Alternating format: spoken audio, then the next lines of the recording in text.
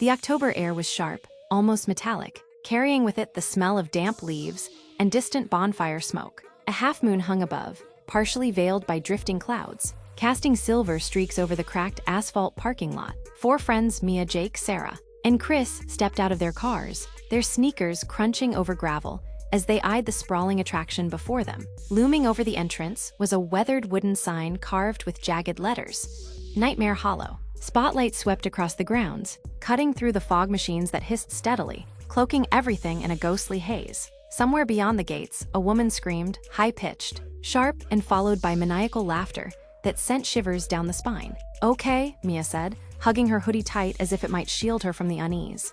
"I already hate this."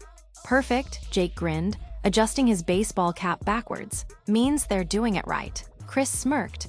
"Or it means you're gonna spend the night hiding behind me." "Not a chance," Mia shot back, though her voice didn't sound entirely convinced. The line to get in was long, winding beneath strings of orange lights. As they waited, costumed staff stalked the crowd, one dressed as a plague doctor, another as a headless bride.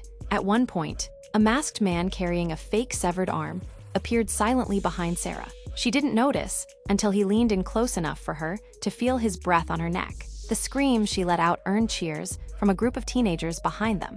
Tickets in hand, they stepped through the creaking gates and into the chaos. Stalls selling steaming cider and popcorn lined the first stretch, but the friends barely glanced at them. Their eyes were drawn instead to the attractions sprawled across the fairground. On the left loomed the corn maze of the damned, its entrance framed by skull-shaped arches. On the right, neon signs flickered for the Beetlejuice house, while straight ahead, a blood-red archway pulsed with light, the Stranger Things experience. "Let's start easy," Chris suggested. "Corn maze first." "Easy," Mia muttered. "You mean the one where you can't see more than 2 feet ahead." But they followed him in anyway. Inside, the corn was tall enough to block out the moonlight, each stalk bending and rattling in the wind. The path was narrow, the dirt uneven beneath their feet. Somewhere far off, a faint whisper floated through the air, indistinct words, repeated over and over. Jake, in the lead, glanced back with a smirk. Creepy but not scary.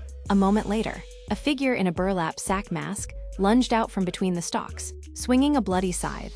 Jake leapt back so fast he nearly tripped over Sarah, who was too busy laughing to help him. "Not scary, huh?" she teased. They twisted and turned, passing dead ends marked with hanging bones. At one point, the ground beneath them gave a subtle shake, hidden speakers blasting a low rumble like distant thunder. A childlike giggle echoed from somewhere nearby. "Okay, that's worse than screaming," Mia said, quickening her pace. After 10 minutes that felt more like 30, they stumbled out of the maze. Jake tried to play it cool, but Sarah caught him wiping sweat from his forehead. As they walked back toward the parking lot, the screams of other guests drifted on the wind, mingling with the sound of laughter, some terrified, some joyful.